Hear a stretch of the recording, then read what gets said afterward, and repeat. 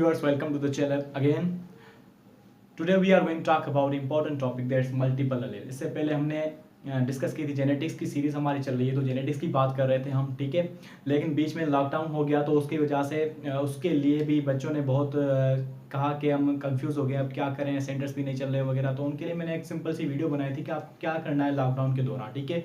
तो उसका positive use क्या करना है टाइम का, जो कि बहुत ही लाइक किया गया था उस वीडियो को। उसकी मैं डिस्क्रिप्शन में लिंक दे देता हूँ, आपको भी अगर देखनी है तो देख लें अगर आपने नहीं देखी। और मेरा चैनल सब्सक्राइब नहीं किया तो अगर आप न्यू है चैनल पे तो चैनल सब्सक्राइब कर लें, आपको और भी बहुत सारी अच्छी वीडियोस मिलती जाएंगी। ओके, ठीक है। मल्टीपल एलिमेंट्स आज पढ़ेंगे, ठीक है। इससे पहले हमने पढ़ा था जेनेटिक्स के अंदर प्लेयोट्रॉपी पढ़ी थी, पॉलीजेनिक इनहेरिटेंस पढ़ी थी, और भी बहुत सारे डिफरेंट टाइप्स के जेनेटिक्स के टॉपिक्स पढ़े थे। उससे एक मल्टीपल एल जो है बहुत ही इंपॉर्टेंट टॉपिक है। मल्टीपल एल इससे बहुत एग्जाम में सवाल आते हैं, ठीक है। और सिंध टेक्स्ट बुक बोर्ड में भी ये सवाल हैं एक्सरसाइज में कि टू बेबीज हैं जो मिक्स हो जाती हैं एक हॉस्पिटल के अंदर, तो कैसे फाउंड करें कि ये किस पेरेंट की है। तो इस तरह से सवाल आ सकते हैं, ठीक है।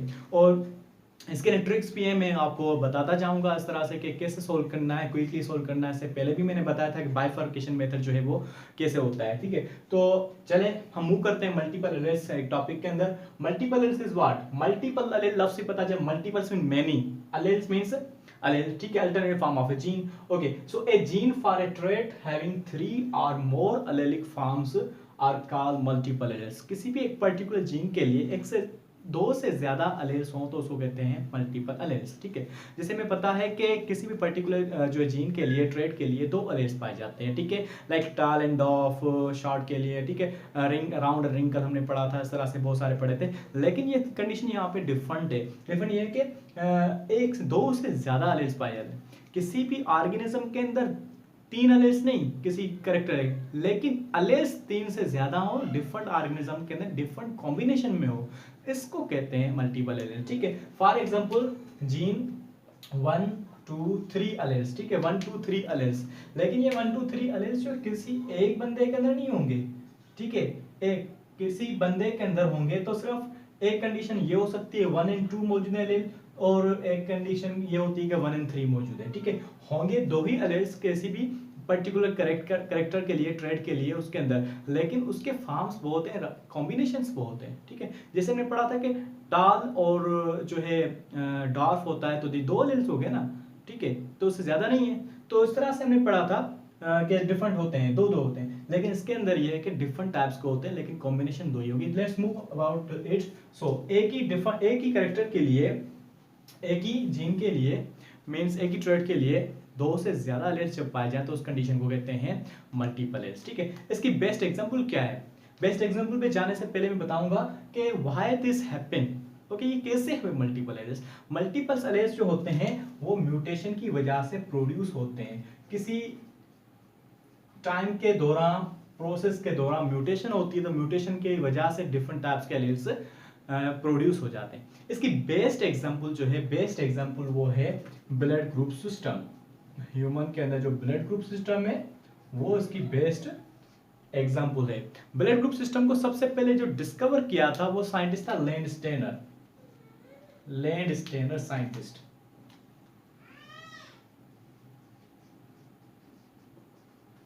लैंडस्टेनर 1905 में डिस्कवर किया था कि लोगों के अंदर, ह्यूमन के अंदर ब्लड ग्रुप्स होते हैं ए, बी एंड ओ, ठीक है, एंड ए बी भी हो सकता है। मींस 4 टाइप्स के ब्लड ग्रुप सिस्टम होते हैं। इसने कहा था कि ये डिपेंड करता है प्रोटीन, स्पेशल प्रोटीन होती है ऑर्गेनिज्म के अंदर, सेल्स के ऊपर, रेड ब्लड सेल के ऊपर, सेल मेम्ब्रेन के ऊपर। हमने पढ़ा था कि 2 टाइप्स की प्रोटीन्स होती हैं, ठीक है। पेरिफेरल प्रोटीन होती है और इंटरेस्टिंग प्रोटीन होती है, एक्सट्रिंसिक प्रोटीन होती है। तो उस तरह से वहां पे मार्कर्स प्रोटीन्स होती हैं जो कहलाती है एंटीजेंस। क्या कहलाती हैं? एंटीजेंस। एंटीजन जो है दूसरा लफ्ज भी इस्तेमाल किया जाता है, लेकिन वो यहाँ पे नहीं। यहाँ पे एंटीजन एक पर्टिकुलर प्रोटीन जो सेल में मौजूद होती है उसको एंटीजन कहा जाता है। तो ग्लाइकोप्रोटीन, कौन सी प्रोटीन? ग्लाइकोप्रोटीन स्पेशल होती हैं जो काम करती है। किसी के अंदर है उसका नाम दिया गया ए प्रोटीन, किसी के अंदर बी प्रोटीन, किसी के अंदर नहीं है तो ओ प्रोटीन, किसी के अंदर दोनों है तो ए बी, ठीक है। तो ए ब्लड ग्रुप हो गया, बी ब्लड ग्रुप हो गया, ओ ब्लड ग्रुप हो गया जिसके अंदर ग्लाइकोप्रोटीन नहीं बनती, ठीक है। और जो है चौथा जो A B blood group system है जिसके अंदर दोनों टाइप्स की ग्लाइकोप्रोटीन है। सो ये डिस्कवर किसने किया था? लैंडस्टेनर, ठीक है। बाकी इसकी जेनेटिक बेसिस क्या है, what is genetic basis of this, how this happens, okay. Alleles इसके अंदर रिस्पांसिबल कौन से हैं? ये तो प्रोटीन है कि ब्लड ग्रुप के अंदर पाई जाती है, ब्लड ग्रुप्स के अंदर, ब्लड के सेल्स के अंदर, तो उसके हिसाब से इसकी क्लासिफिकेशन हो गई, टाइपिंग हो गई। लेकिन इसका जेनेटिक बेसिस क्या है? हमें तो जेनेटिक बेसिस देखना है कि किस तरह से होती है। Let's move towards that. तो साइंटिस्ट दूसरा था बेयरस्टेन। बेयरस्टेन साइंटिस्ट ने 1925 में बताया था कि ब्लड टाइपिंग, ब्लड जो है ग्रुप की जेनेटिक बेसिस क्या होती है। तो उसके लिए हम थोड़ा डिटेल में पढ़ते हैं, यहाँ पे इसको मिटा के। I hope you have written, okay. Now which scientist? Beierstein.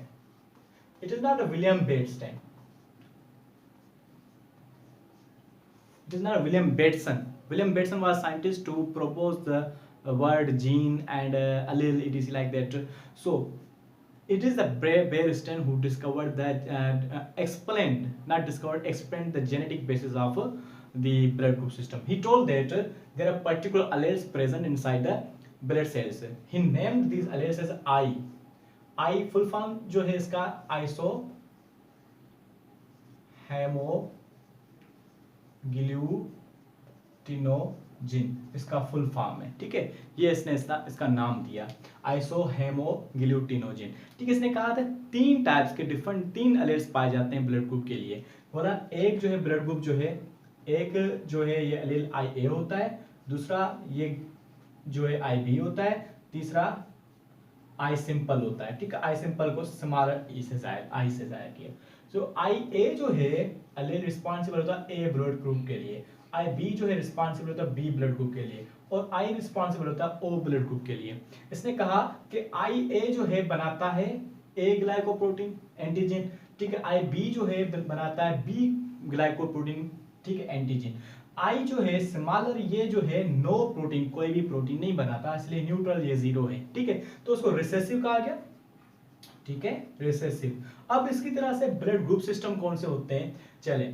अब अगर आई ए एंड आई ए दोनों होमोजाइगस होते हैं तो ब्लड ग्रुप ए होता है। अब ब्लड ग्रुप ए के लिए दूसरी कंडीशन ये है कि heterozygous condition I A and smaller I जो रिसेसिव है, तो ये रिसेसिव है, ये डोमिनेंट हो गई, तो ये भी ब्लड ग्रुप कौन सा बनेगा?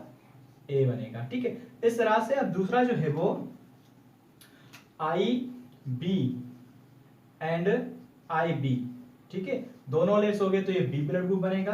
दूसरी कंडीशन इसके लिए हेटेरोजाइगस ये आई बी एंड आई स्मॉलर, तो ये बनेगा बी ब्लड ग्रुप। अब ओ ब्लड ग्रुप के लिए कंडीशन सिर्फ ये है कि आई दोनों रिसेसिव होगा तभी ओ ब्लड ग्रुप बनेगा। So this the blood group system which was explained by Bernstein, ठीक है। इस तरह से ब्लड ग्रुप सिस्टम बनते हैं। इसमें आई ए बी जो है वो कोडोमिनेंट है, ठीक है, कोडोमिनेंट, ठीक है। अब इस तरह से अब हमें मालूम करना है कि कौन सा ब्लड ग्रुप जो है ऑर्गेनिज्म जो है, ह्यूमन जो है, किस ब्लड ग्रुप वाले को दे सकता है और किससे रिसीव कर सकता है।